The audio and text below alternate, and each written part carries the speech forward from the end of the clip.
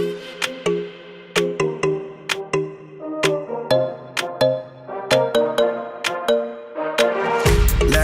just do what you want to. Hello, this is my first YouTube video when I've been talking about for 6 years or 5 years. Look at here.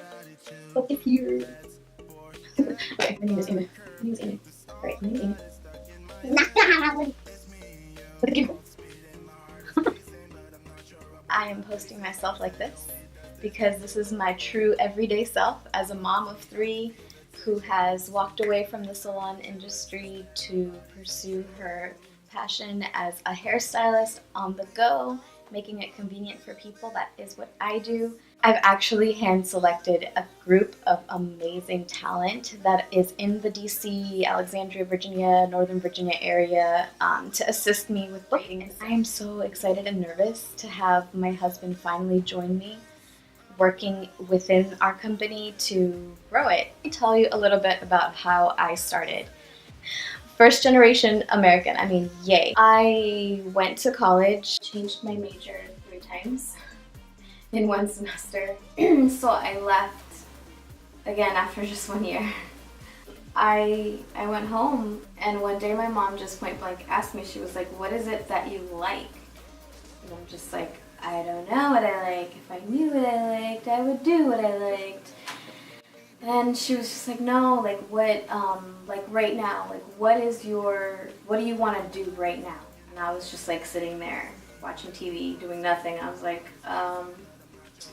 just watching the show. Can I get paid watching TV to watch TV? I mean, that would be awesome. At that particular moment when she was point blank asking me, I just happened to have washed and air dried my hair all day. So like the final step that I wanted to do that night was to just like curl my hair and make it look pretty just because it had been straight for so long. And I randomly get these bursts of like, curly, yay. So that's what I told her. I was like, well, I do want to do my hair. And she was like, well, there you go, hair. She's like, that's a good industry. You could do people's hair. You could be a hairstylist, work at a salon. You know, I went into beauty school. I enrolled. I remember my first day, they were going around the room introducing everybody and they were like, say your name, where you're from, and what is your end goal, like what would your dream be out of becoming a licensed cosmetologist. For me, it was just like, oh, I just want to work. That was literally what I was thinking when he said, state your name and why you want to do this and where's your goal. I was like, my goal is to work and to make a living and do what I love by cutting hair. So I want to say 90% of the group were saying that they wanted to open up their own shop. So me being the nice follower that I am, I was just like, when it was my turn, I said that I want to open my own shop one day. I was going full-time and I wasn't working, so I couldn't like, you know, pay for my car, pay for my anything. I needed money. So there was a flyer there. I remember it was nice and bright and pink. And it was like, receptionist needed. That was right up my alley, and I could handle that while being in a salon. I could see like what's going on and what people do, so I can get a feel for what life at a salon is before I like go all the way and then, I don't know, utterly disappointed. I don't know, I just wanted to know what to expect after I got my license. So I went in for my interview and he like asked me all the questions you're not legally supposed to ask people. How old are you?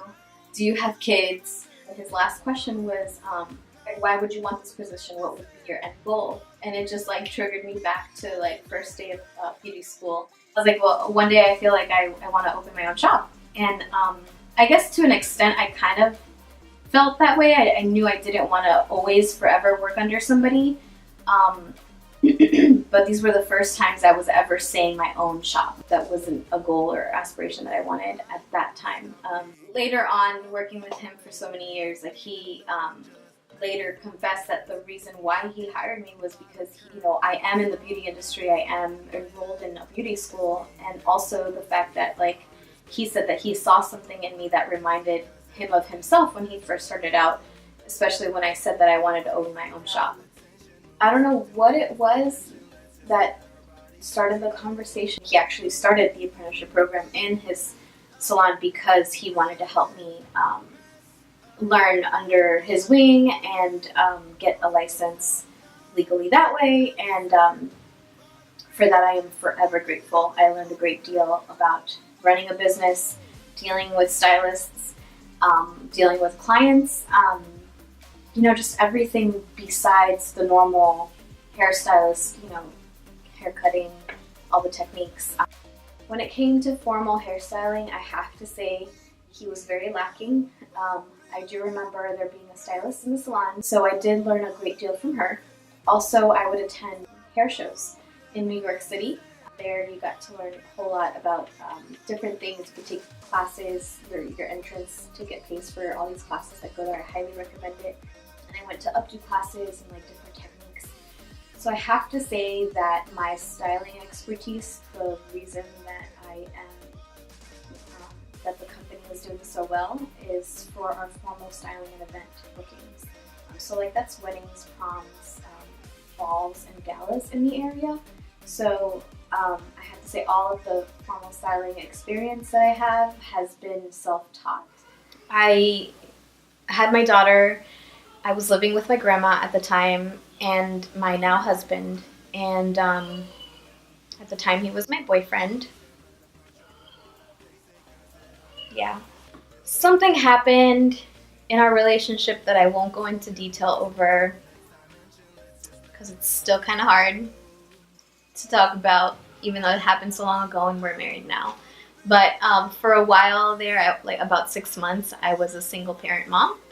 And during the time that I was a single parent mom, that I had taken the year off to just be a mom and not focus really on my work. I was about 6 months old, living at my grandma's. My aunt, who owns a successful cleaning business of over, I'm sure, 30 years, was like, so what are you going to do with your life? You're just going to depend on some man to kind of take care of you?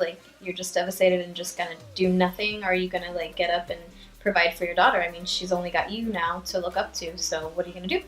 Sink or swim? And that was a very real question, because at the time I just felt like my life was over. I loved my daughter and I cared so much about her, but I was like, how can I provide for her when I don't even have a license? I'm not working at the salon anymore. I'm not with my man. I don't want to, I'm too prideful to go back to mom and dad and ask for help. So when she actually put it to me that way, very out there, tangacha, my Mexican side, it was my first time ever feeling the woman empowerment type of love from my aunt. And I decided to just own that and to really mold what my next steps would be around, doing the best for myself, doing the best for my daughter. And that was to really go full force into Stylist to Go. So yeah, after getting licensed, I went back to the salon and asked to get a position there as a licensed stylist. Prior to that, I was only the receptionist apprentice, or assistant actually, for a while. I started working for the salon, and a lot of people recognized me from the years that I had been there as a receptionist, as an assistant, as a shampoo tech, applying colors, helping out around the salon. If one of the stylists that they would always go to was unavailable, they would say, our stylist Amy, who has worked with you in the past, is available and she can use the same formula. Would you like to book with her? So it was easier for me to obtain clients, which again, I'm grateful, because that's how a stylist makes a living. I did work there for a couple years more, and then I had my daughter. I got fired. I mean, I saw myself at that salon for the rest of my life. I never thought that I would want to leave that. Imagine knowing that you're getting an extra 30% bump in your paycheck and planning your holidays around that, and then all of a sudden it being taken from you. So that was our Christmas that year after my second daughter was just born. She was probably 4 months. 3 months, 3.5 months when this happened. The owner had his reasons. I totally understood. In my opinion, I left pretty amicably. I didn't have any hard feelings. I knew his hands were tied because of the situation with the parents of the client being lawyers, and the whole family being long-time clients of the salon. I understood it 100%. So even as he was firing me, I was like, you know what? I understand. I'm very thankful. I consider you like a father to me. You've taught me a lot. Everything that I learned was from you, and I really appreciate all the time and effort you've put into me. And I could tell that he felt bad about doing it.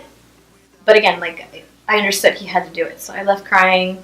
Last that I talked with the owner, he was interested in having me work there again. And just because of how successful the business has been on its own, and how much growth we've had from starting with nothing to what it is now, and the plans that I have for the company, it's just only going to get better, and I'm very excited for growing my baby. So follow on our channel, make sure to subscribe. His name is Sebastian. Say hi. No? He will be 3 in 2 weeks, right? Please subscribe and hit the like button. Please comment, because I do plan on going through every single comment and replying. So I look forward to seeing you guys in the next video. Yeah! He's back! He's back! Did you finish your grapes? No?